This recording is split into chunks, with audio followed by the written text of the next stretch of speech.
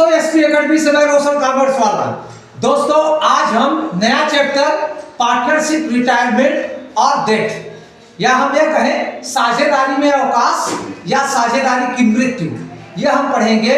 जब कोई साझेदार साझेदारी से अवकाश लेता है, अवकाश लेने का मतलब है जैसे ए, बी और सी तीन पार्टनर हैं और एक नया पार्टनर बी साझेदारी से बाहर हो जाता है, अवकाश ले लेता है। यह अवकाश समय के कारण या फिर अन्य कोई कारण, जिसमें अवकाश का तात्पर्य होता है कि जो कंटिन्यू पार्टनर होते हैं उसमें से एक पार्टनर साझेदारी में शामिल नहीं होता, वो बाहर हो जाता है।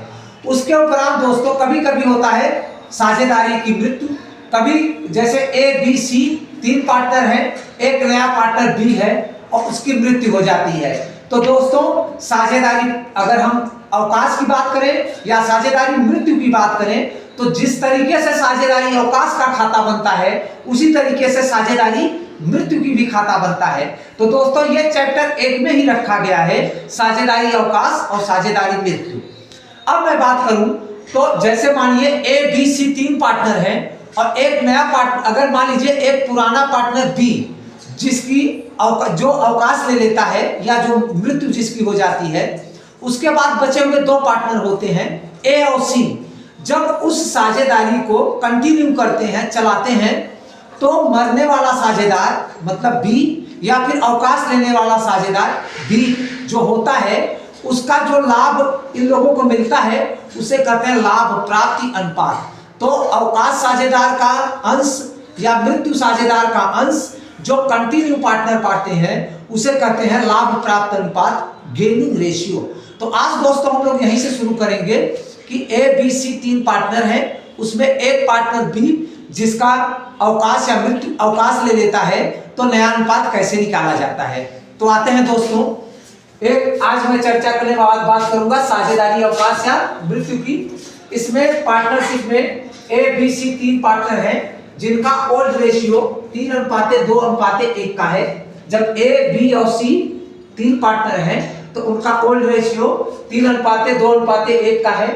बी रिटायरमेंट या डेथ, कोई एक कंडीशन मान लीजिए बी की या रिटायरमेंट हो जाता है या बी की डेथ हो जाता है, तब न्यू रेशियो कैसे निकाला जाता है। अब न्यू रेशियो में बी अगर समाप्त हो गया तो ए और सी बचे। ए का 3 है और सी का 1 रेशियो है, तो 3 1 4, 3/4 ए का और सी का 1/4।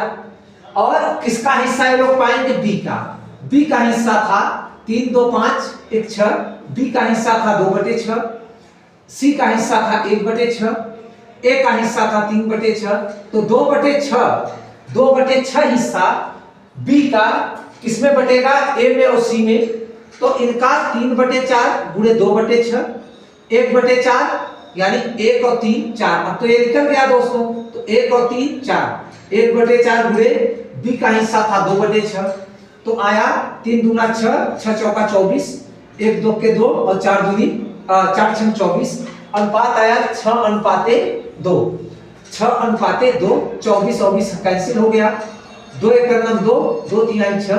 तो जो इनका न्यू रेशियो आया वो आया 3:1 का। अब मैं आपको बता दूं कि यदि कोई साझेदार का अवकाश या मृत्यु होता है और यह अगर अवकाश या मृत्यु वाले साझेदार ने यह नहीं बताया कि उसका हिस्सा किसे कितना मिलेगा, तो जो इनका ओल्ड रेशियो बचा रहता है वही इनका न्यू रेशियो होता है और वही इनका गेनिंग रेशियो भी होता है। मतलब अगर हम 3:2:1 था, अगर बी निकल गया तो क्या बचा, 3:1, तो 3 1 4, यही 3:1 इनका न्यू रेशियो बन गया और 3:1 ही इनका गेनिंग रेशियो है। यानी बी का हिस्सा इन्होंने, ए और सी ने 3:1 के अनुपात में अपना बांटा हुआ है। तो 3 रेशियो होते हैं, एक गेनिंग रेशियो होता है, यह बांटने वाला अनुपात होता है उस साझेदार का जो साझेदार वापस जाता है या फिर जिसकी मृत्यु हो जाती है। एक ओल्ड रेशियो होता है जिसमें पुराने सभी पार्टनर होते हैं। एक न्यू रेशियो होता है जिसमें एक से अधिक साझेदार की अवकाश या मृत्यु के कारण वह कम हो जाता है। तो यहाँ पर न्यू रेशियो इनका 3:1 का है। दोस्तों कल मैं इसका लॉन्ग क्वेश्चन बताऊंगा, तो इस वीडियो में आप लोग बने रहिए। धन्यवाद।